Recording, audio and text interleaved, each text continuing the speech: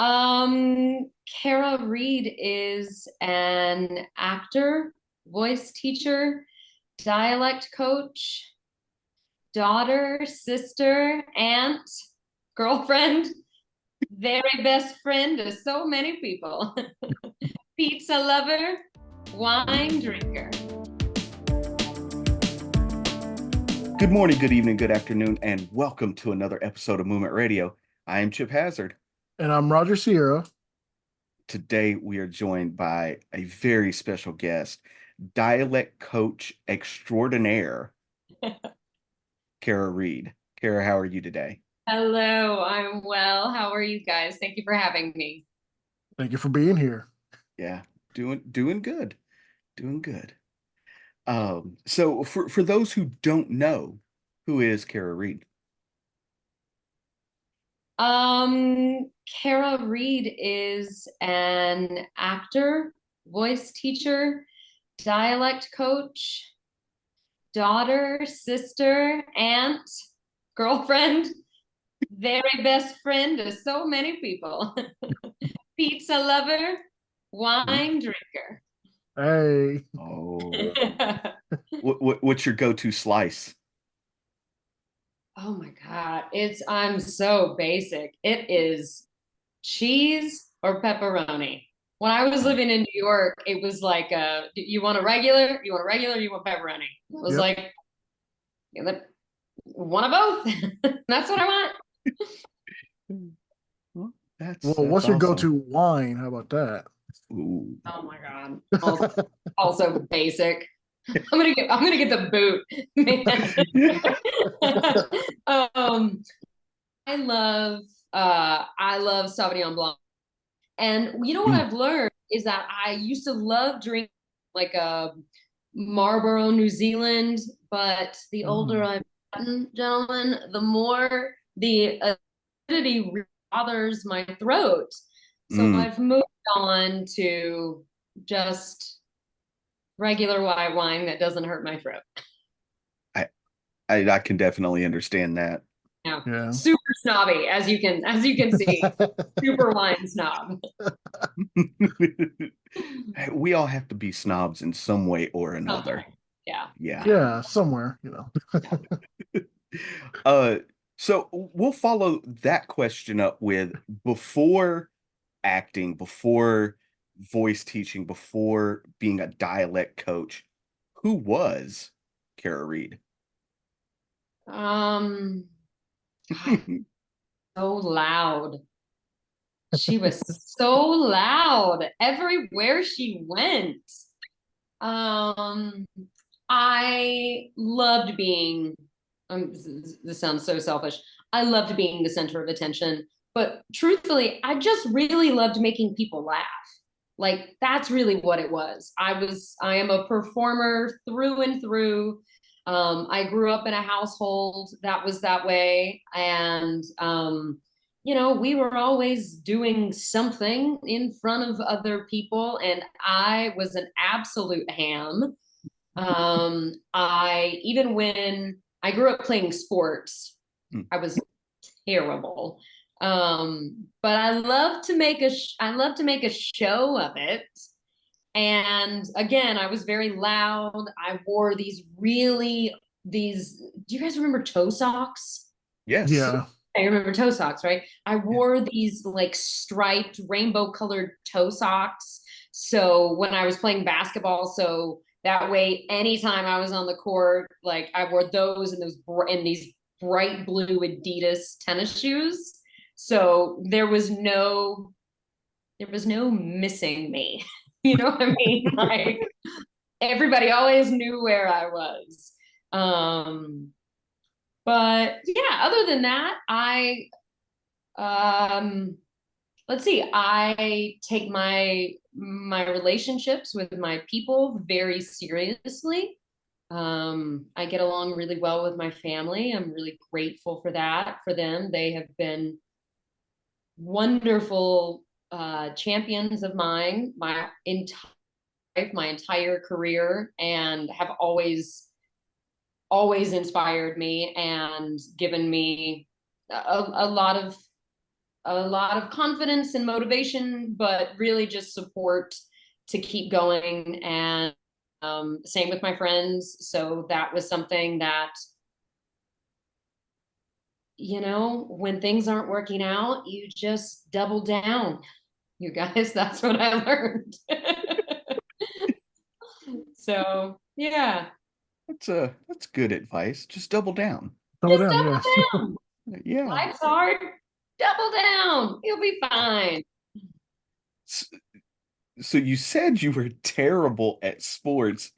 Is that Oh, why you quit sports or did I quit sports or did I get booted from sports? Who, uh, who's to say? uh, Um, no. So when I was in, really what I played from, like, you know, when you're for a young kiddo, so like to like, I don't know, 17, I played basketball and I loved basketball. I was really, really fast and I was really aggressive. So that was, I had that going for me. I could not shoot a basketball to save my life. No, that's not true. I could not drain anything ever. That was just never going to be an us. But I was fast and I hustled. So that I learned really took me a little further than I thought that it would be, or that I thought that I would go. I played volleyball and softball when I was younger. And when I went to undergraduate school, I was friends with these two other females who we all decided, we all saw one day, because we were all in the same dorm, and we saw in the dorm this flyer for women's rugby. And there was not a women's rugby team at UNC Greensboro, where I went. So this was the very first women's rugby team. And we were like, all three of us were like, yes, we're going, we are doing this. So I went through several practices and honestly learned the game because I had never played rugby, didn't know anything about it, thought that I would be great, of course. Turns out I am way too small to play rugby. And the first time, like, my coach was like, all right, we're just gonna tackle each other. I was like, cool, let's do it. I've done contact sports before. I've played contact sports my whole life. Let's do it. Let's just run at each other and see who falls down first. It was me. I went flying and got a concussion, woke up, you know, a minute later, and my friend was like, oh my God, are you okay? Are you okay? Are you okay? And I woke up and I was like, I don't know if rugby is for me. And I remember specifically talking to, like, my mentor in undergrad who was guiding me and basically got me into the fine arts program. And she was guiding me through it. And I told her I was playing rugby, and she was like, not. Like, your days of rugby are over. It's either rugby or you get to be an actor, because once you get hurt, you are completely out of shows. There's a lot of class that you're gonna miss. And I was like, dang, well, no more rugby then. So yeah, that was pretty short-lived. Oh. Well, Roger is our resident rugbyist. mhm. So Yep, Okay, I still go to rugby practice and play games occasionally. great. What position are you? In high school, when I was thinner and better shape, I was a winger. Okay, Now that I'm 240, I play flanker. It's the same thing but slower, but I okay, don't have to same do as business. much. Great. And you're Yeah, still in the game. That's great. yes, and I have had a concussion more than likely. Just can't remember. Sure, Yeah, yeah. That's the ticker. That's yeah. oh, the ticker, Roger, right there. Everybody yeah. calls it flow state. I call it concussion. It's the same thing. Yeah, yeah. Yeah. I am an avid rugby watcher. I have no idea what the rules are, but I enjoy watching. They changed the rules a lot this year. There's so many changes. It's ridiculous. Oh, really? Can just Yeah, keep changing rules? yeah, they've changed the rules a lot. I feel like they do that in They adulthood all the time. So, yeah, yeah, it's weird. They made tackling harder for the most part. Just like every contact sport, you can't really hit people as much anymore. oh, all right. I mean, you're not wearing any sort of protective gear, so that's Your fair. your That's muscles, fair, that's your man. protective gear. Yeah. Yeah. Yeah. That's why they're Hopefully, so bulky. yeah, exactly. There you go. That's how you do it. Hey, some of them wear tape around their thighs. That's for because they're lifted. I'm saying that's some kind of padding, right? The protection is the ear wrap. You got to wrap the tape around your head and make sure your ears don't get pulled off. Yeah, that's true. That's Yeah, good. yeah, That's really good advice for life in general. Yeah, just tape it. yep. Just wrap it up. Just wrap it up. Oh, well, No ear pulling, oh, everybody. Ear, yeah, detaching. Oh, yeah, that's so good. That's definitely good advice. yes, Yeah. yes. So you went to UNC Greensboro. And your major was uh acting. Did you have a minor? Did you minor in something other than? I didn't. It was really hard. So there's a Bachelor of Arts and a Bachelor of Fine Arts. Mhm. And Mm. Bachelor of Fine Arts. So it's more of a specialized program. So we are um in terms of hours that we had to be at the theater and be a part of productions and in class, it was a lot harder, us almost impossible to get minors. Mm. Okay. That makes perfect sense.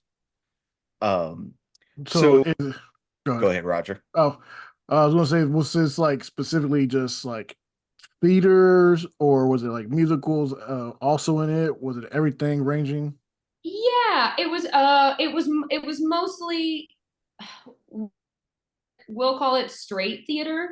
Mhm. There wasn't a whole lot of musical theater. There actually wasn't too much on camera work. We would have a couple of these classes sprinkled in, Mhm. but really we focused on a lot of we focused on, let's see, Michael Chekhov and Ah, the um, all of the other really important things that I should remember. Uh,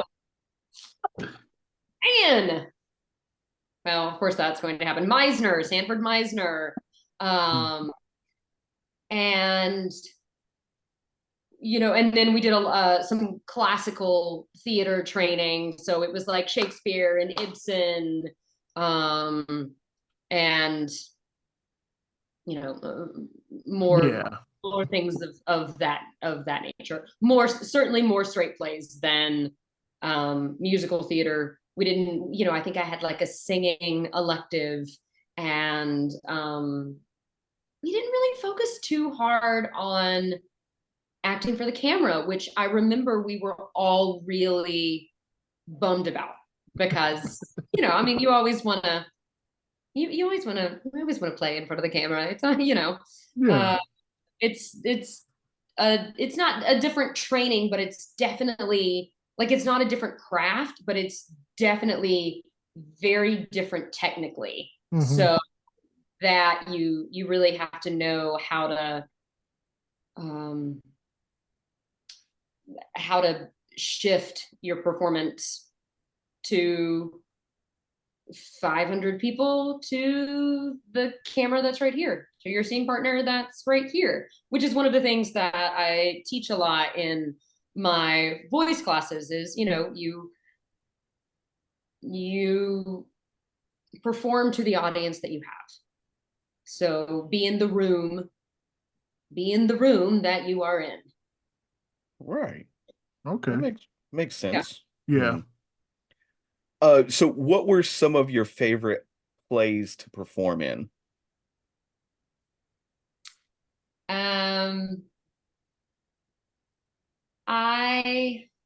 Gosh. Okay, I'll go quick. Undergraduate, I played Babe in Crimes of the Heart. And I loved Babe. She rambled and rambled and rambled. And Babe was the first time in my undergraduate career that I completely went up, meaning I was in the middle of a performance and I completely lost the words. And I was at this part, and it was one of those moments where like I'm rambling on for like a page and a half, and they're like long pages, and I'm just in the middle of something, and my scene partner can't feed me anything because this is brand new information that they've never heard. And what I'm doing at the moment is making lemonade. So that's my activity in the play, while I'm telling this story, but I've forgotten what I was saying. And so I go and I just keep making lemonade. And I made and drank 3 full glasses of lemonade in that amount of time. And it was terrifying. But I specifically remember thinking that if I can get through this and I don't like combust, then I'll be all right, because this is awful and terrifying. And I'm just waiting for people to be like, boo. um, so I do, aside from that, I do have fond memories. When I was in Dallas, Texas, there was a couple of shows that I absolutely loved. One specifically that I remember, sounds great. The show is called Sylvia, and I forget who the playwright is. And I played a dog. And it sounds so silly, but it was basically this weird, and it's not a love triangle, but that's the way that when you read the play, that's what it sounds like. But it's basically like this man and woman are having their own, they're a little bit older and they're having marital issues. And then this man basically gets a dog, and that takes all of his time. Like that takes all of his time, all of his attention, all of his love, like, and all, and it's not weird. It's all of the love that we give. It's the same love that we all give our pets, that unconditional love. But then it starts to put like a strain on their relationship. But it's very sweet. Like at the very end, it brings the man and wife closer, and Sylvia just becomes, like a part of the family instead of the intruder in their relationship or the third wheel or whatever. So it's definitely more about their story, but it was really fun for me because it was super high energy, and and there was singing involved, and there was lots of like hopping, and so there was a lot of like the children's theater in me that kind of got to come alive. And something else that sticks out was in graduate school at LSU, I did 2 shows in rep, one of them being Anton Chekhov's The Seagull, and the other is Aaron Posner's Stupid Fucking Bird. And both of those are, I played Nina. So one is Chekhov, and the other is a very, very loose translation of that same play. So it's basically the same concept, but Chekhov is all subtext. It's all the things that you don't say. And Posner was basically like, I hate this image, but like verbal diarrhea. Like it just all kind of comes out, and you're like, you're not really thinking through anything you're saying. You're not stopping to be like, well, maybe let's just keep that in and hold on to that. And as someone who, I take a lot of pride in trying really hard not to say things that I don't mean. And sometimes that actually stops me from what I feel like should be a little bit more. I should feel like I should be a little bit more of an eloquent speaker for someone who teaches people to talk.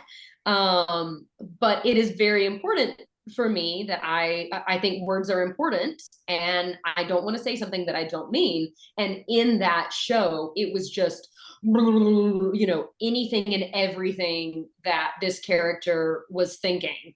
And that was a really, really cool experience for me. And especially doing, you know, Seagull one night, where it's all very, it's Chekhov, so it's all very buttoned up. And then the next night, it's Posner is it's much more modern. You know, I'm walking around with a hoodie instead of a corset. So it was a really cool experience to go back and forth each night from the same character and the same story, but while the plot points are the same, the character is very different in the way that she communicates. And that was really cool for me. That's awesome. That's awesome. What in that playing the same character but completely different, what did you learn about yourself in that experience? I think I went back and forth. One of the things that you have to learn how to do as an actor is not judge the character at all. It could be the absolute worst character in the whole world that has no redeeming qualities, and you have to find something.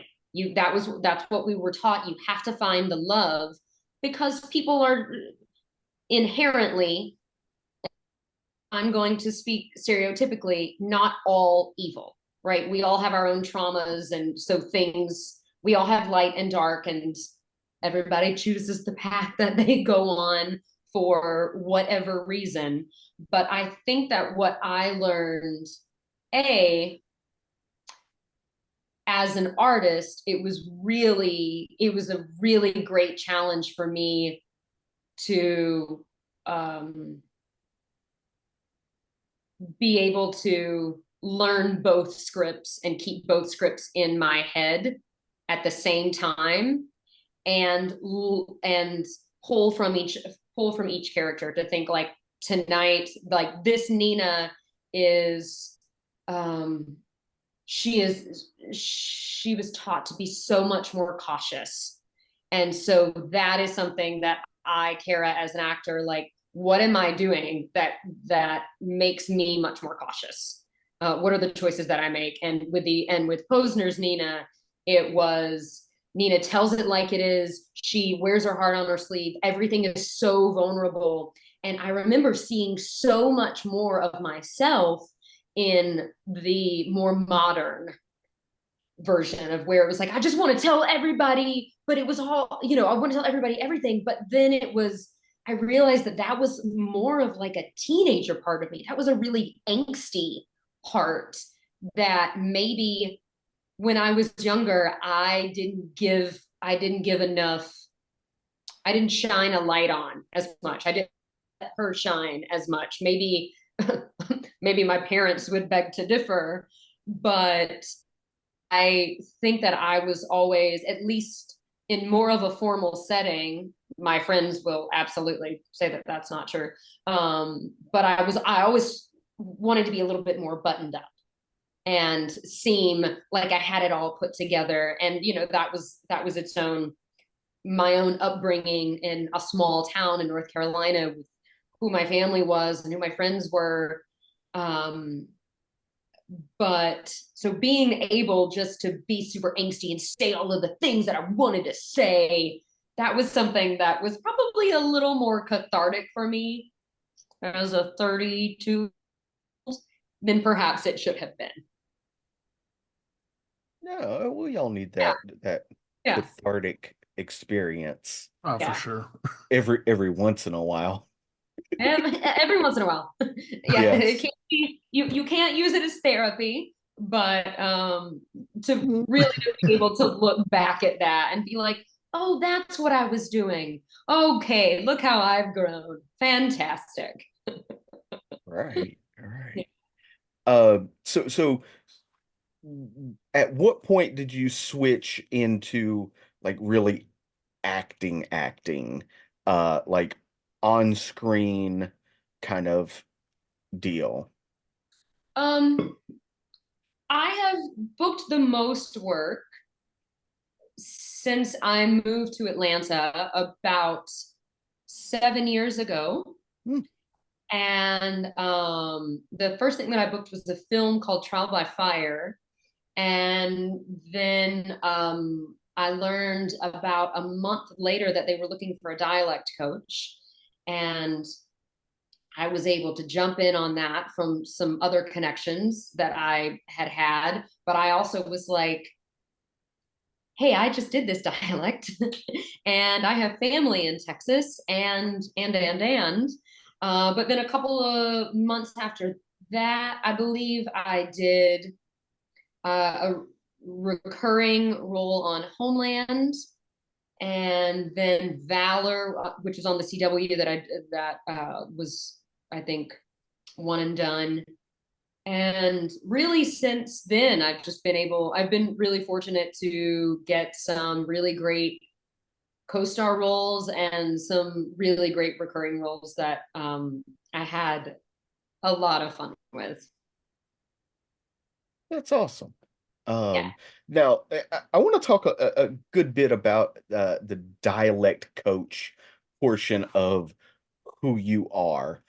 What got you into being a dialect coach? So I always say that I came by this career honestly because when I was younger, when I was a wee little Southern girl from Western North Carolina, I had a really thick Southern dialect. And a lot of that was from my family. My parents were both born and raised in North Carolina. And I didn't realize until undergrad how thick my dialect was. And at one point it was just me opening my mouth and it was just like banjos coming out. And nobody told me. But it was, it was also because a lot of my friends were that way. I mean, we all grew up together, and that's not always the case for everybody, but that was the case. A lot of my friends had really thick, and so you don't think about it. And sometimes you play into something that you don't even realize you're playing into. But anyways, I got to undergrad, and all of my voice teachers, as well as my acting instructors, were like, "You're gonna have to figure out they said how to get rid of your Southern dialect." Now, as a voice teacher, I am very adamant about obtaining or acquiring some sort of dialect. So some sort of, like, for me, standard American. It's not about getting rid of your dialect. It's not about getting rid of your idiolect, meaning like your vocal fingerprint. That is very much who you are. And your voice is such a big part of you, and it can be a very vulnerable part of you. And for me, it absolutely was. I never encourage getting rid of your dialect. It's just being able to acquire something else. So if I need to turn on my beautiful standard American in my NPR and round my vowels a little bit more beautifully than I'm used to, then I can do that. But that is not to say that when I talk to my parents, when I talk to my sister, when I'm really tired, when I get mad, my Western North Carolina just comes a screaming back. I was going to ask if you find yourself dipping back into that Southern Belle, as some people call it. All the time. Absolutely all the time. And I'm sure if anybody else if whoever is watching this is also going to be like, what? She's Southern. She's not fooling anybody. Just, which is fine. And that is not something that I often try to hide. It really just depends on the show. So for me, it's to be authentic towards a character that I am playing. If that, but if it's me, I want to be as authentic as I can to I am. And sometimes that is Western North Carolina. But anyways, sorry, I've gotten off track. No, you're good. It's really important for me to be able to be a coach and a voice teacher and a voice advocate for people who want to change the way that they speak, because they're like, I don't like it. I don't like the way I sound. I don't like the way, whatever it is, if it's their vocal pattern, if it's their dialect, if it's their cadence, if it's just like, I feel like it's too nasally, like anything really, to be the champion at the beginning of all of that, to say, hey, this is wonderful. Like, even if it's an impediment, if it's what it, like this makes you. And this is the very like progressive teacher in me, but it's like, you need to be proud of who you are first and foremost. And then if you want some other skills or some other tools to put in your tool belt, great, let's get it. We all want to keep learning. We all want to be the best that we can be, but don't sell yourself short for who you are and where you are and why you are. Let's just find different avenues and find different ways to and so that for me was really important as a dialect coach. That was really important as a voice teacher. Also, when I was a lot younger, I constantly lost my voice. I was hoarse. I don't know.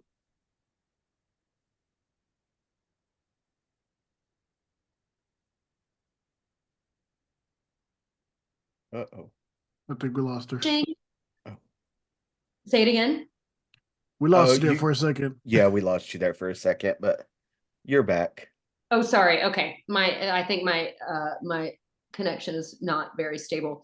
But sorry. So as a voice teacher, it's really important for me to,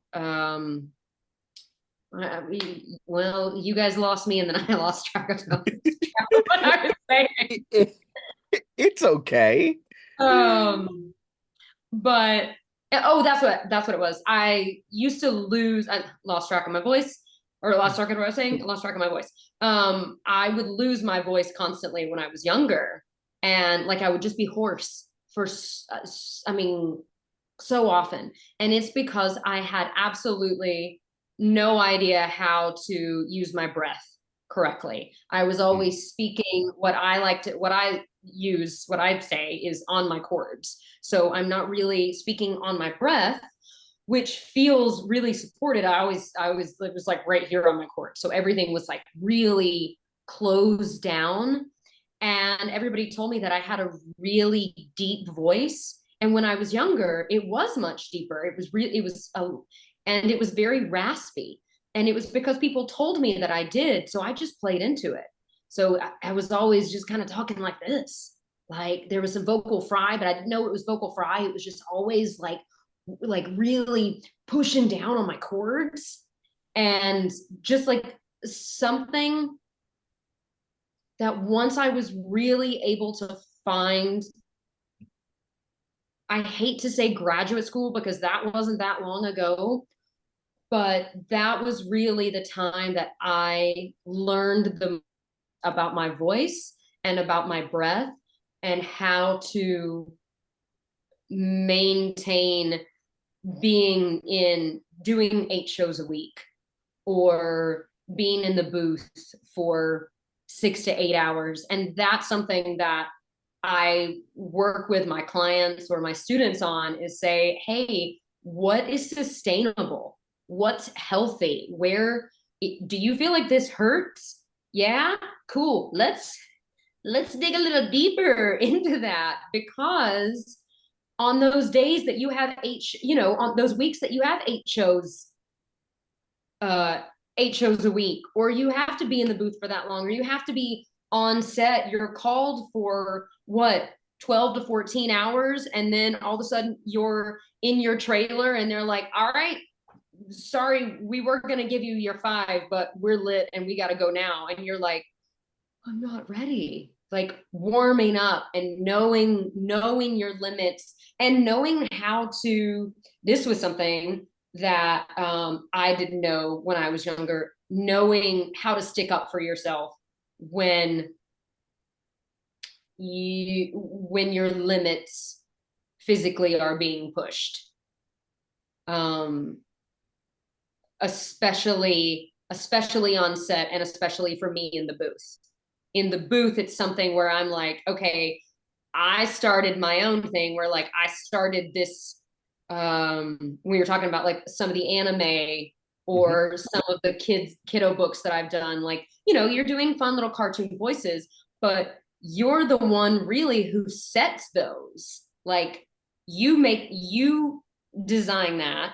And then a lot of times, well, you start out that way. I don't want to take anybody else's role away, but you start out a certain way. And if they like it, great, they'll keep it. Or if they want to give you direction, sure. But if they give you direction to a place that you don't feel that is sustainable, then that's on you to figure out, because all of a sudden you're this character and you're a big character and people keep going back to you. And that is not something that is vocally healthy. Same on set, where I've worked with a lot of clients who have to scream on set, a lot of clients who have done scary movies. So you have to go back and you have to be able to scream over and over and over. And so it's finding how can you get to that place of vulnerability in terms of being an actor, in terms of letting yourself go to that scary place, but also trusting your instrument that you can continue to go back to that space. Right. Wow. Okay. So what all like dialects can't like do you coach and stuff like that? Like what? Like just regional or like other like European or anything like that at all? So it kind of goes back and forth. A lot of what I coach in film and television is mostly regional, and a lot of times it is for Brits and Aussies. So it's people who are coming to it that's not their natural. It's not their, like, any sort of standard American English is not their go-to, right? Yeah. And then since I've been here in Atlanta, a lot of the Southeast has been Southern dialect, which is very funny to me because when I was younger, as I said, when I was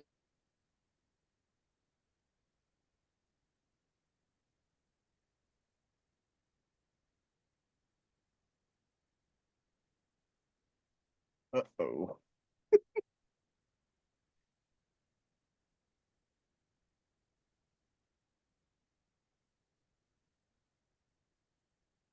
Might have to pause it. I have lived all over the South, so that has been really wonderful, and that has given me some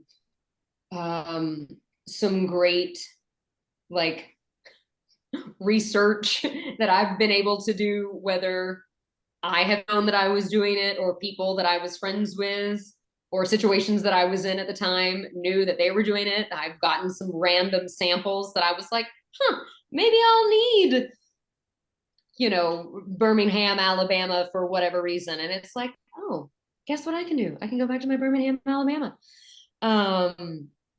But a lot of theater is much more versatile just because of the show. So the most recent thing that I have done theater wise is called Remember This. It's a story about Jan Karski, who was a Polish informant during World War II.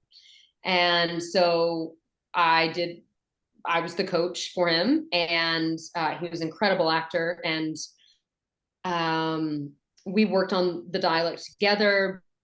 I basically build out a packet, and that's of like sound substitutions of what this sound in standard American that you and I are used to saying, how that sound modifies to what it's going to be in this Polish sound, like what this vowel is going to be, it modifies to this. So I build out a full packet for that. And then I work with the actor very closely.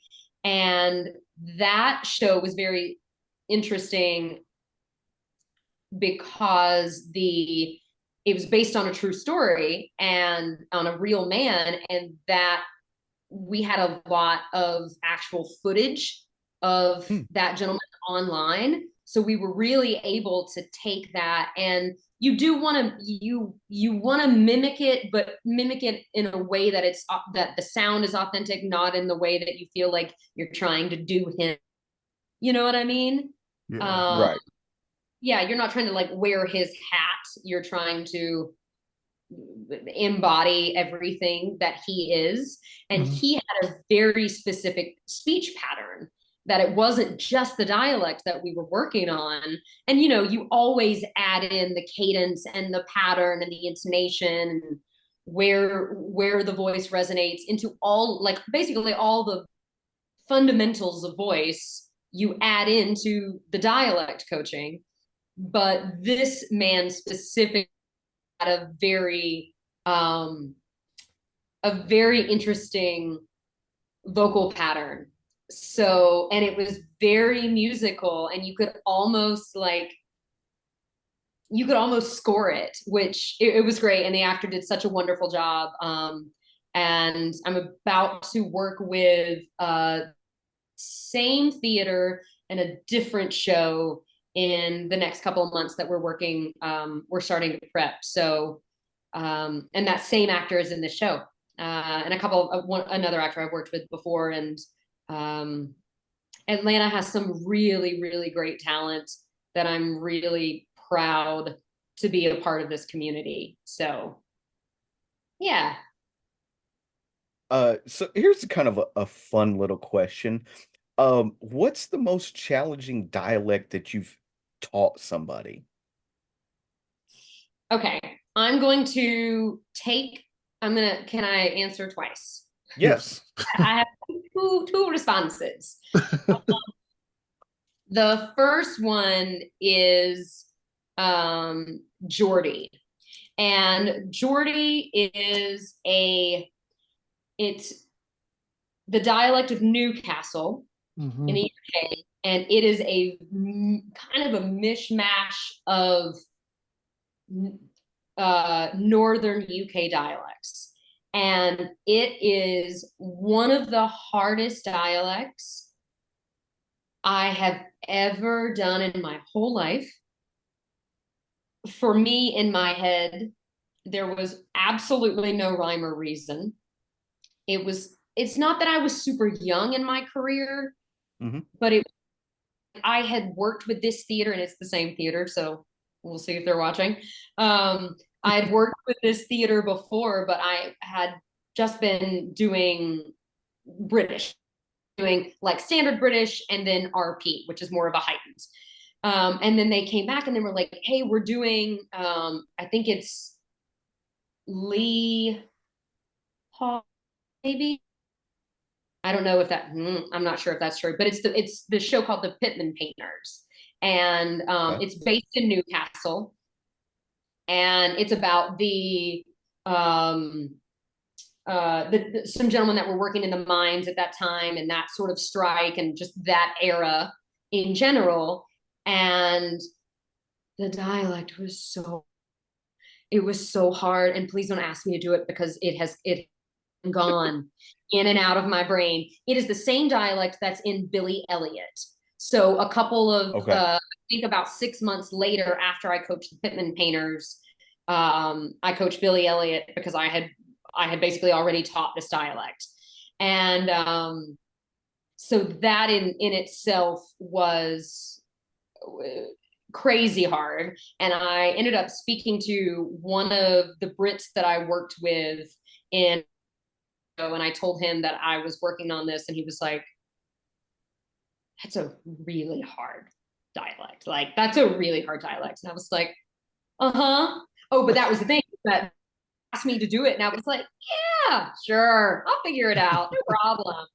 Like, and one of my jobs is to figure it out, to be able to listen to it and figure out the posture, the oral posture, and then what the sounds are and how to write those out phonetically. And then I know what that, how to transcribe it and send it along.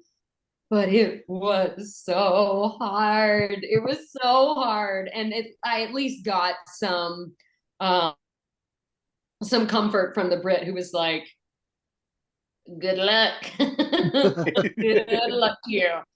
The second one of the ones that I had fun with is I worked on Black Adam, which is a DC film Mm-hmm. with The Rock.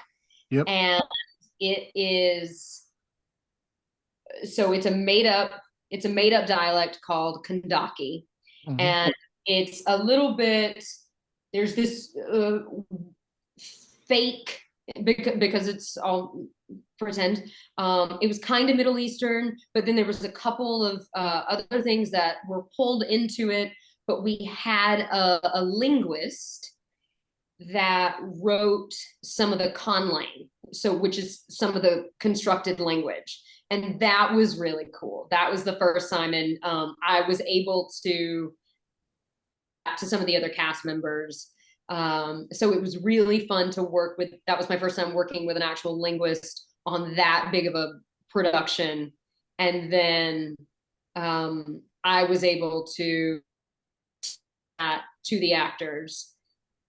And that was something that I will never forget. I'm sure that I will do more of that in the future. I welcome that type of work, but it first time that I did that, and it was a really exciting project for me. I got to meet a lot of really incredible people. It was my first superhero movie. Like, I was really pumped. So any sort of conlangs going forward, I am here for. Awesome. So how do you keep up with the changes in dialect over time? Because I do know that like Southern dialect has changed over time. So how do you keep up with that? That's a great question. The best way is to figure out the character that you're working with, figure out, honestly, how old they are, their socioeconomic status. What era are we working in right now? Because all of these things are important when you're looking for vocal models. So what we'll say the 50s is going to look a whole lot different than today. And there are some people that they're not unlike me, still in the South have very strong dialects. And then there are some that I am looking for right now in this current project that that I'm prepping for in Metro Atlanta up a little bit. And I'm looking for teenagers with dialects, and I can't find any. So it's really interesting. You have to figure out you have to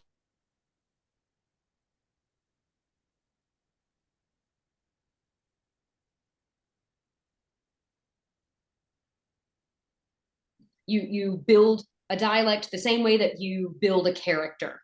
So you ask all of those stories that we learned when we were kids with, in English, in those stories. It's the who, what, where, when, and why. You ask all of these questions, then you go a little deeper. And then for me, with dialect, you really want to find you want to find as many vocal models as you can.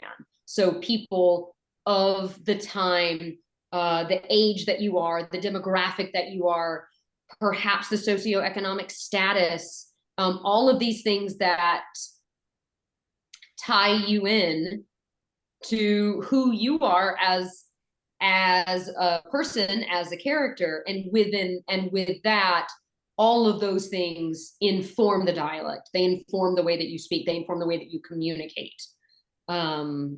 So it kind of answers your question. Yeah. Yes. Really looking for, really being as specific as you can.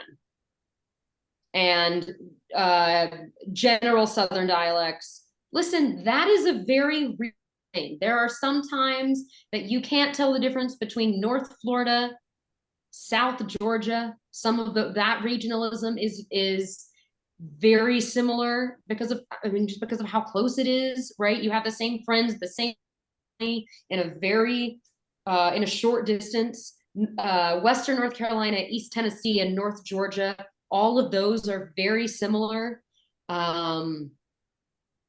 Certain parts of the Appalachian, and then you go on to, I mean, parts of New Orleans is its own breed, right? Yep. Yes, it is.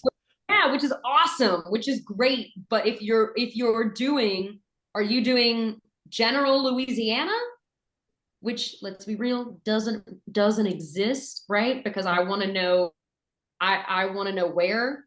Are you closer to Mississippi or closer to Texas?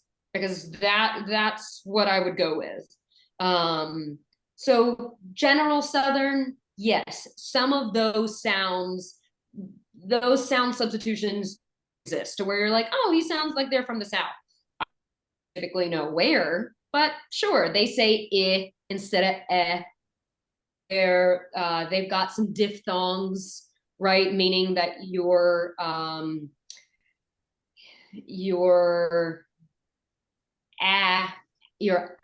in past turns to pass, or diphthong, meaning that's a 3-stage vowel, right? So all of these teensy tiny nuances really can be a mine for where you are, but you have to, it's so wonderful to have that proof.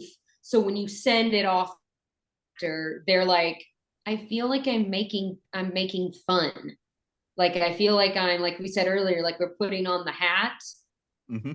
It's like an affectation, and we're pretending to be this character instead of embodying who they are, playing the action to the fullest. And within that, everything about the dialect informs the character, informs the decisions that the character makes, and vice versa.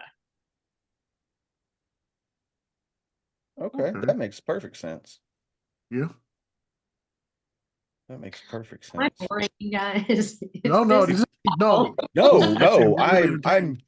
I'm super, like, Okay. this is super interesting to me. Great. My parents will 100%. love this either way. So No, it really is. Well, like, because I come from parents that didn't speak English, so I taught myself speaking English. So in my mind, I never thought like stuff like this. I don't think of, yeah. and so I wonder, like, in my process of growing up, how I decided I speak how I speak. So it's kind of weird. I don't know. Yeah.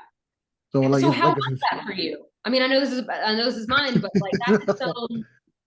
I mean, I taught myself English at the age of like 3, by just watching like children's cartoons and just listening and comprehending and processing it. But Yeah. like I said, since both my parents didn't speak English, I also grew up in New York, so I had New York accents all around me. It was weird that I somehow found a way to not have an accent from both sides. I have no idea how it happens or how it happened, but every now and then an accent will come out from New York while I'll say quarters or garbage. Sure. And and then I do have Southern twang with me because I've been in the South 15 years now, I think. Okay. So, but growing up, for the most part, I didn't have access or anything. People didn't know like what I was or anything like that at all. Yeah. Uh, I don't know. It's just weird. I don't know. Like I said, I never thought about it when I was growing up. Like, there's so much dialect is such a different thing than just language itself. Yeah. And I do think that that's such a important part of the craft that is, at least for me as an actor who has been so focused on voice, honestly, for most of my life, because I've had my own struggles with it, how how important communication is, and clear communication, and the way, and just the way that we speak to people, like in terms of kindness and in terms of um I don't know, just trying to lead with grace a little bit more, not to hokey, but in the way that when we're young kids, like that's how we learn. So when we Yeah. learn to, if that's what we're listening to, if we're learning to speak that way, it's not just about how we sound, or it's not just about our words, it's how we sound. And it's not just about how we sound, it's our words. So not unlike acting, and if the dialect can inform the character slash inform your action or your objective, the same is true with us as humans. And that, to me, I had really wonderful role models growing up, with family and friends, but also television. Man, I loved television. I still love television. I watched way too much television. And I watched way too much television when I was younger. And I loved it. I loved it. I would get up on Saturday mornings, you guys, for years. I hated getting up to go to school, right?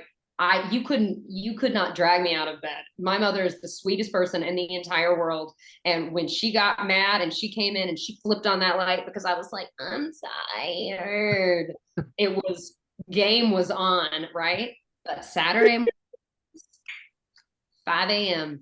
I would get up on Saturday at 5 a.m. and just go sit in front of the television and watch cartoons because I loved stories. And cartoons were something that really shaped who I was as a young kid, those stories, but also like that's how those voices, I learned to love and pretend to do those voices. And that I didn't realize played into like the performer in me. I just thought it was fun.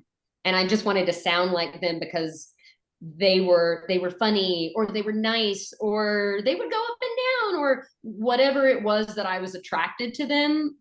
I was attracted to the story or to the voice for. I just always wanted to play. And that for me, it started my love of cartoons really early in my life. What were some of your favorite cartoons growing up? I love Winnie the Pooh. I love Scooby Doo, Beetlejuice, Care Bears, Yeah. and my God, Looney Tunes. Like OG Looney Tunes. I had this VHS tape. I had the double. Remember the double tape? Yep. I had Yes. Looney Tunes, like golden age VHS that I would just put on, just, I'd just play it. And it was Yep. like 3 hours worth of that, of cartoons. And then when I got older, I moved on to musicals, and that was Annie and Cats and Chorus Line, and then of course any of the Disney stuff, like Hmm. Aladdin and the Little Mermaid and Beauty and the Beast and all of those things. Like those are the things that shape who we are as kids. So I Mhm. think it's a really wonderful reminder to those of us who are making these types of things to like, let's put some good in the world. Let's do the, let's be good, powerful stories that are not always about love stories, right? Or they're about love in, not about romantic love for kiddos. Like Right, it's about right. like Moana. What a great film that is. Man, I love that movie. Yes. Are You you know? excited for Moana 2? I am so excited. Apparently, Thanksgiving, Moana 2 and Wicked Yep. both come out. I got the absolute pleasure of working with Cynthia Erivo in a show on the on HBO called The Outsider, Okay. and Cynthia is playing Elphaba in Wicked, and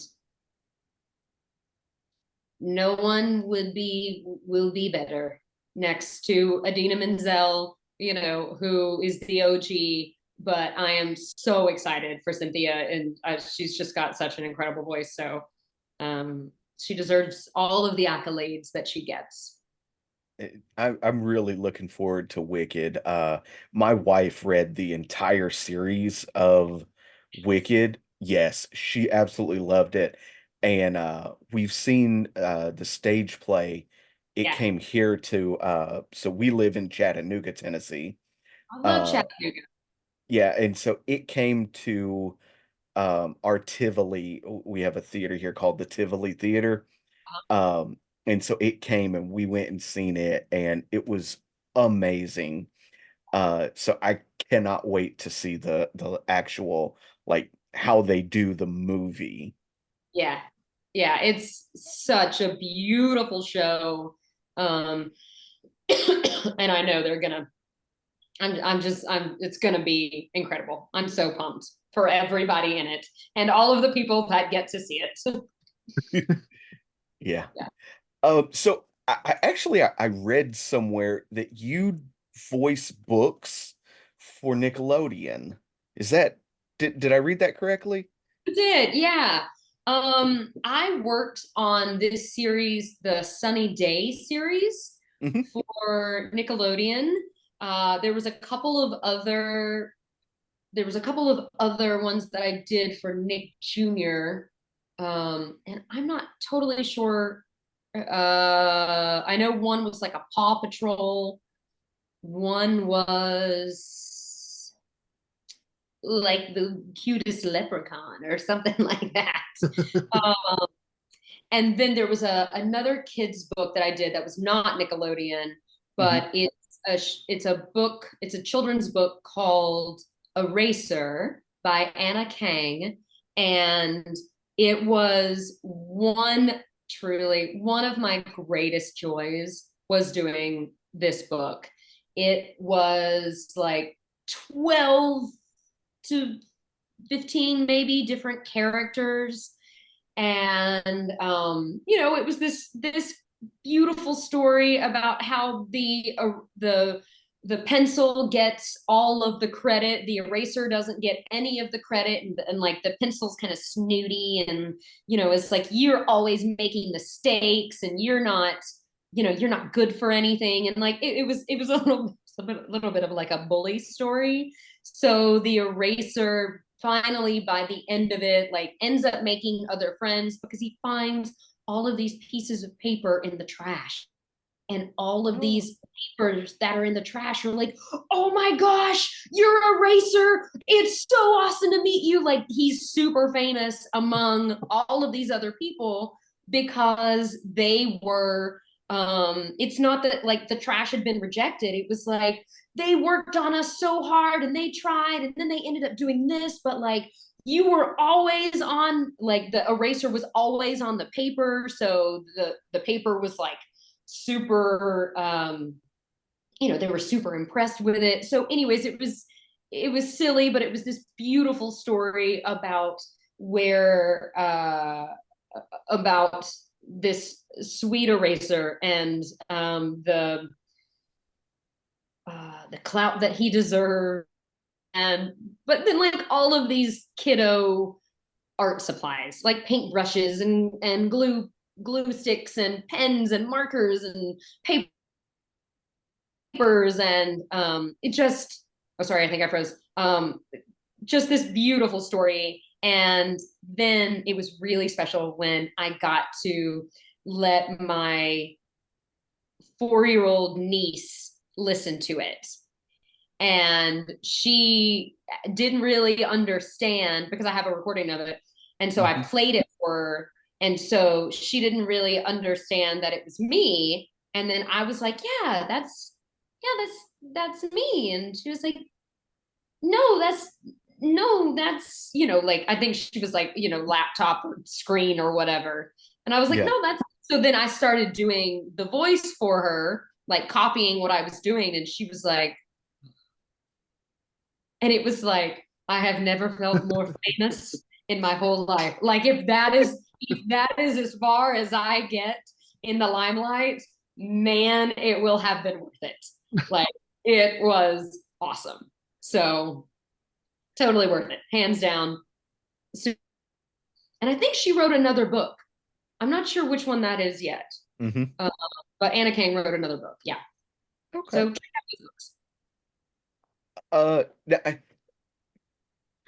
How is it different from working on like on the screen versus on the stage versus like an audiobook? What are the differences and how do you take one trait from one to the next? So the first thing that I can think of is how you have to be completely all the time in all three of those, right? But because what you're doing is for different amounts of time, that's the energy that you're putting forth. So when you're on camera, let's say, if I'm doing, you know, a recurring guest star on this show, I am in, you know, let's say I'm not in every scene every day.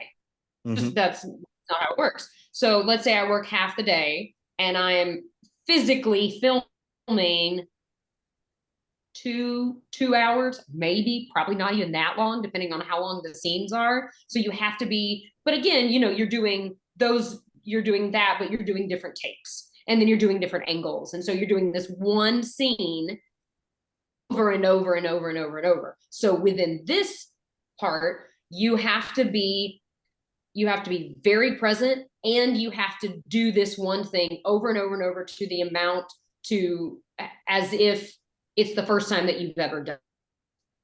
So it has to, you want it to stay nuanced. So you're not constantly making the exact same choice so it doesn't feel stale and your scene partner doesn't get bored, right? You want to give something new every single time, but you're still working in the same plot line with the same words. So you as an actor have to figure out, how do you constantly bring something new to this take?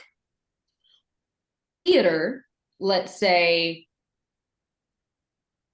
like when we were talking about The Seagull or Stupid Fucking Bird, it's one of those things where I'm not on stage the whole time. It's not a one-woman show. You're coming in and out. You have to be really present with the actors that you are with, and you have to be really committed to the circumstances you're in. But you have a scene partner. You have people to play with, but it's a live audience. And the live audience you always feed off the energy of the live audience. And sometimes that's good, and sometimes that's bad. Like, you as an actor have to figure out what you allow in, how much you're going to hone into your scene partner, and how much you're going to allow this space that you're in to affect you. Because sometimes you can be, I was once in a theater that was an old pig barn. That's right. So it was basically like an old kind of, not even auditorium. It was like a place where they would go and they would show livestock. So it didn't have great acoustics, gentlemen. So you have to know as an actor to constantly be aware of the space that you're in and who you're talking to, and can the people 15 rows up hear you, right? And then when we talk about audiobook, you can be in the booth. The longest I've ever been in the booth, I think, was 6 to 7 hours. And depending on the stakes of the story, I guess that doesn't even really matter, because you can never not be present. You can never for a second be like, what was I gonna have for what did I have for breakfast? Like, there's, when you're on set and the camera's not on you, you can check out a little bit. You shouldn't. As the acting coach, you shouldn't. But the same thing, there are those little things inside of you where you can kind of check out. When you are in the booth and you are reading an audiobook for 6 to 8 hours, you still have breaks. So it's not a form of torture most of the time. It's usually really fun, but it's also, you are constantly reading. So, and you are constantly performing whatever you're reading. And then you're switching characters, and then you're going from high stakes situations to low stakes to, you're changing with the story, changes your breath, and it changes the musicality in your voice. So everything kind of goes up here. And if you're having different conversations, like, it's all of that we do with good storytelling, but you have to be super focused. And by the end of those days, by the end of all 3 of those days, you are exhausted for very different reasons. You know what I mean? Yeah. Especially audiobook is like, your brain is fried after 6 to 8 hours of reading out loud and performing that. You are, if you're on set for however long, let's say 12 hours is a normal day, right? You Right. have to be able to jump in at a moment's notice and give the performance of your life. When it's theater, you've had this rehearsal time, but it's in the moment, and anything can happen when you're at the theater. Anything can happen with a live audience. Camera, you get to, you cut and you can redo it. Film it, and same with when you're in the booth, right? You can mess up a word, you can cut, you go back and you take it back. You have to find the stamina. You have to meet the energy that you were at. Mm-hmm. But you can still do that. Theater as a whole, they're all very different animals. But they're also so fun to ride. Well, good. Well, Cara, thank you so much for joining us tonight. Cara, I'm sorry. Yeah. No, I knew Yes. I saw you hesitate. That's okay, Chris. Thank you. I'm so sorry. No, that's okay. I saw you like, is that it? Yeah, thank you. We thank you for joining us tonight. We were once told that the greatest gift a person can share with another person is their time, and thank you for your time this evening.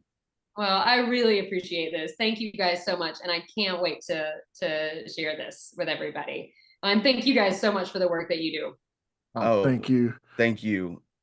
If there's like one piece of advice you could give to anybody out there aspiring to get into acting in general, or maybe they're doing it but they have like a little hesitation, what kind of advice would you give? No matter the path that you're on, always look for the love. And that is the love of the craft, the love of the storytelling, the reason. Always go back to the thing that made you want to do this in the first place, because it's never about, at the end of the day, it's never about the fame for the people that have trudged through this industry and continue to look for really good and meaningful stories to tell. So when the industry in itself can get really hard, and it can for me, for anybody that's in it, just take a step back when you can and find the love that made you start doing this in the first place, and figure out a way to go back and have fun, because it's all about play. This whole thing is about play. So find the fun, find the love, find the play.